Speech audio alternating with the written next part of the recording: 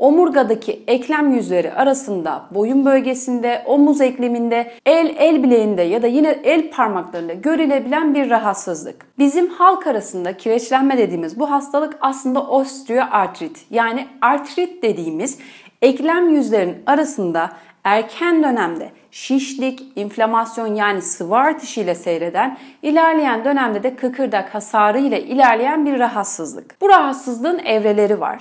Özellikle bu evrelerden bahsetmek istiyorum. Çünkü doktora gittiğinizde doktorunuz size başlangıç düzey, orta düzey, ileri düzey gibi tanımlamalarda bulunabilir. Bu kıkırdak hasarı, kıkırdak yapının ne kadar hasarlandığını gösterir. Başlangıç düzeyde kıkırdağın yüzeyinde bir hasarlanma olurken ileri düzey kıkırdak hasarında burada gördüğünüz gibi eklem yüzünü dolduran kıkırdak tamamen hasar görmüş ve eklemin kemikleri birbirine sürtünür hale gelmiş olabilir.